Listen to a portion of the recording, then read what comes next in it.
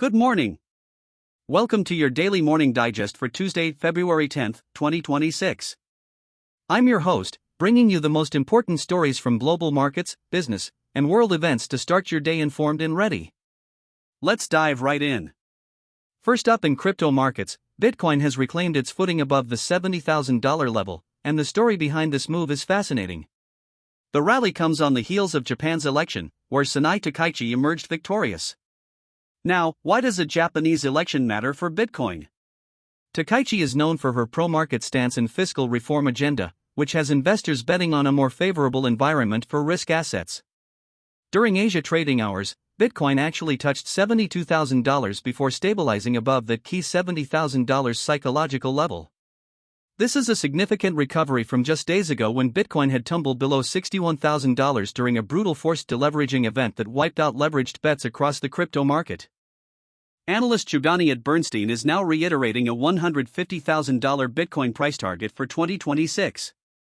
Ethereum, the world's second largest crypto, joined the rally, up 1.4% to around $2,119. The connection between political shifts in Tokyo and crypto prices in New York really shows how interconnected global markets have become. Speaking of crypto making inroads into everyday life, here's a story that shows how digital payments are becoming truly mainstream. Xmoney is expanding its partnership with Domino's Pizza, now bringing its payment infrastructure to Greece after a successful rollout in Cyprus. This isn't just about paying with Bitcoin for your pizza, though that's part of it. The partnership focuses on Xmoney's embeddable checkout solution that lets Domino's Greece accept card payments and digital wallets, including Apple Pay and Google Pay, across both web and mobile platforms. The key innovation here is that customers complete orders faster without being redirected to external payment pages. Now let's look at the broader stock markets, because the action there has been just as dramatic.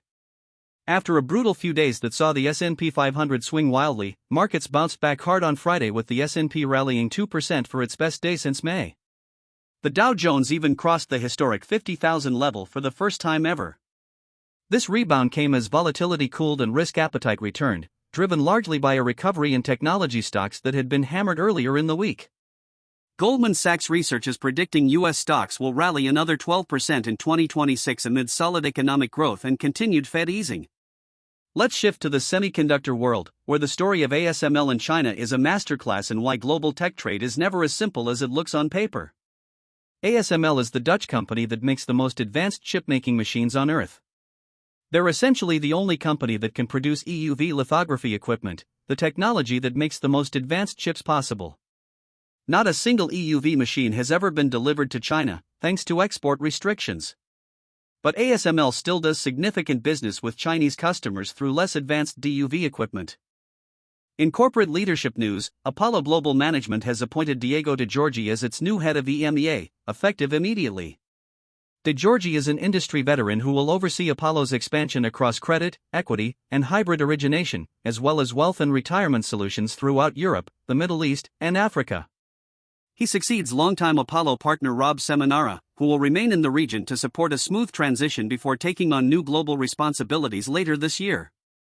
Apollo, one of the world's largest alternative investment managers, has been aggressively expanding its footprint in Europe. Finally, in our market roundup, oil prices are drifting lower this morning as traders carefully weigh supply risks against the backdrop of ongoing U.S.-Iran tensions. Brent crude is trading around $68.85 a barrel, while U.S. West Texas Intermediate is at $64.15. The critical factor here is the Strait of Hormuz, through which about one-fifth of global oil shipments pass. Analysts estimate that if a hot war were to break out with Iran, it could put Iran's 3.4 million barrels per day of oil supply at risk. And now for some stories beyond the markets. The 2026 Winter Olympics are in full swing in Milano Cortina, Italy, and this year's games are breaking new ground in fascinating ways. First, ski mountaineering is making its Olympic debut, adding 3 medal events to the competition. But what's really captured my attention is the satellite imagery. The European Space Agency's Copernicus Sentinel-2 mission released stunning high-resolution images of the Olympic venues from space, showing the vast geography spanning from the Italian Alps to the valleys below. You can literally see the ski slopes and competition venues from orbit. The games run through February 22nd, and if you're watching, keep an eye on the NHL players who are back in the Olympics for the first time since 2014. In technology news, Apple is preparing to kick off its 2026 product blitz with the iPhone 17e launching on February 19, exactly 1 year after the iPhone 16e debut. According to reports, this won't just be a minor refresh. The iPhone 17e is expected to feature the flagship A19 chip and will bring back MagSafe connectivity. But that's just the beginning for Apple in 2026. The company is also expected to unveil updated iPads, new MacBooks, and potentially even a foldable iPhone later in the year. CEO Tim Cook is under pressure to establish Apple Intelligence as a true household name. And now, let's shift gears to today's Life Wisdom segment. Today, we're exploring a powerful concept from Nassim Taleb's book Anti-Fragile, the idea of getting stronger from disorder. It's a counterintuitive notion that challenges everything we've been taught about risk and resilience. Most of us are familiar with the concept of being robust or resilient. A resilient system withstands shocks and returns to its original state. Think of a rubber band, you can stretch it, and it snaps back to its original shape. But Taleb argues there's something even better than resilience, something he calls anti-fragility. An anti-fragile system doesn't just withstand shocks, it actually benefits from them. It grows stronger, more capable, and more valuable when exposed to volatility, randomness, and stress. Think of your muscles, they don't just recover from exercise, they grow bigger and stronger because of the stress. Your immune system works the same way. The implications for your life are profound. Most people spend their energy trying to eliminate volatility from their lives. They want steady jobs, predictable income, stable relationships, and routines that never change. But Taleb suggests this approach makes you fragile. When the inevitable shock does come, you're unprepared because you've eliminated all the small stressors that would have built your resilience. So how do you build an anti-fragile life? First, embrace small doses of volatility. Take on projects slightly outside your comfort zone. Second, practice what Taleb calls via negativa improvement through subtraction. Cut out toxic relationships, eliminate debt, simplify your commitments. Third, diversify your identity so a shock to any one area doesn't devastate you. Fourth, keep a barbell strategy, balance very safe elements with high-risk, high-reward opportunities. The beautiful thing about anti-fragility is that it turns fear into opportunity. When others panic at the first sign of trouble, you recognize that this is exactly the kind of stress that will make you stronger. The goal isn't to avoid all shocks. The goal is to structure your life so that when shocks come, you don't just survive them. You thrive because of them. That's all for today's Morning Digest. Thank you for spending part of your Tuesday with us. Stay curious, stay anti-fragile, and I'll see you tomorrow morning. Good morning. Welcome to your daily Morning Digest for Tuesday, February 10th, 2026. I'm your host, bringing you 15 minutes of markets, crypto, global news, and life wisdom for your drive. Let's dive into what's moving markets and making headlines around the world today. Markets and crypto news. First up, some major Bitcoin accumulation news. Strategy, formerly known as MicroStrategy, just made another massive move. The company sold 606,715 shares of their stock to acquire 142 Bitcoin for $90 million. This brings their total holdings to over $40 billion worth of Bitcoin. What's fascinating here is that they're essentially using their company's equity as a tool to buy more Bitcoin. It's a bold strategy that has paid off so far, but it also means their stock price is now heavily correlated with Bitcoin's price movements. For investors, this is either a genius way to get Bitcoin exposure through a traditional stock, or a risky bet that could go south if crypto markets turn. Speaking of Bitcoin, one prominent analyst just dropped a bombshell prediction. He's calling this the weakest Bitcoin bear case in the cryptocurrency's entire history. His argument? The institutional adoption we're seeing now, the regulatory clarity that's emerging, and the macro environment all point to limited downside. He points to the fact that even after major sell-offs, Bitcoin has consistently found support at higher lows. The network hash rate is at all-time highs, indicating strong miner confidence. And with ETFs continuing to see inflows, the demand floor seems solid. Of course, we've heard bullish predictions before, but the data around institutional holding patterns does suggest something fundamental has shifted. Switching gears to the streaming wars, Netflix is facing some headwinds.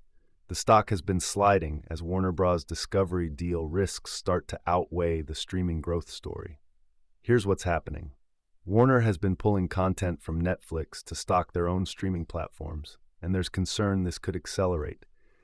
Netflix built its empire on having everything, but now every major studio wants their own piece of the pie. The question is whether Netflix's original content is enough to keep subscribers if they keep losing licensed shows. So far, the answer seems to be yes, but Wall Street is getting nervous about rising content costs and increasing competition. In tech earnings news, Intel is preparing to report, and the stakes couldn't be higher. After years of losing ground to AMD and Nvidia, Intel needs to show they can still compete. Their new CEO has promised a turnaround, but turnarounds in the semiconductor industry take years, not quarters. Analysts are looking for signs that their new manufacturing strategy is working and that they can actually deliver on their ambitious roadmap. A strong quarter could reopen the path toward their past highs, but a miss could send the stock to new lows. For the broader tech sector, Intel's results matter because they're still a bellwether for PC and data center demand. In corporate deal news, Thermo Fisher just priced a $3.8 billion notes offering to fund their Clario acquisition. This is a massive bet on the life sciences and clinical research space. Thermo Fisher has been aggressively consolidating the scientific tools industry, and this deal continues that strategy. For investors, it shows confidence in the long-term demand for pharmaceutical research and clinical trial services. Even with interest rates higher than they've been in years, companies with strong balance sheets are still making strategic moves. Finally, in commodities, oil prices are edging lower as traders weigh supply risks against U.S.-Iran tensions. The market is trying to figure out whether potential supply disruptions from the Middle East will outweigh concerns about global demand. With the U.S. signaling a harder line on Iran, there's always the risk of supply shocks. But at the same time, economic data from China and Europe suggests demand might be softer than expected. For now, oil seems range-bound, but any escalation in the Middle East could send prices spiking quickly. Turning to global headlines, the Milan Cortina Winter Olympics are in full swing. We're on day 3 of the Games, and Switzerland's Franjo van Almen just made history as the first athlete at these Olympics to win 2 gold medals, taking the men's team combined event. Meanwhile, American skiing superstar Lindsey Vonn was airlifted after a devastating downhill crash left her with a serious leg fracture. It's a heartbreaking moment for the Olympic legend who came out of retirement for these Games. And in women's ski slope style, China's Eileen Gu took silver, while Switzerland's Mathilde Grimaud won gold. The Games run through February 22nd, so plenty more Olympic drama to come. Life wisdom, the power of small bets. Now let's shift gears for a moment and talk about something that applies not just to investing but to life. There's a concept in venture capital called portfolio theory that I think everyone should understand. The idea is simple. Instead of making one big bet, you make many small bets. Most will fail, a few will break even, and 1 or 2 will generate returns that more than cover everything else. Jeff Bezos applied this thinking when he started Amazon. He didn't quit his job immediately. He started small, tested the idea, and only went all in after seeing traction. The same principle applies to your career, your relationships, and your personal growth. Too many people wait for the perfect moment to make a big move. They want certainty before they commit. But certainty is expensive. By the time something is a sure bet, the opportunity is gone. The real returns come from being willing to experiment when the odds are uncertain, but the potential payoff is asymmetric. Here's a practical takeaway for today. What's one small bet you could make this week? Maybe it's reaching out to someone you admire for coffee. Maybe it's starting that side project you've been thinking about. Maybe it's investing a small amount in learning a new skill. The key is to keep the downside small and the upside open-ended. Don't bet the farm on anything. But don't sit on the sidelines either. The people who win in life are the ones who take calculated risks, learn quickly from failures, and double down on what works. Remember, you don't need to be right all the time. You just need to be right once, at scale. Closing. That's it for today's digest. Markets are always moving, news is always breaking, but remember to zoom out and think long term. Have a great Tuesday, and I'll catch you tomorrow morning.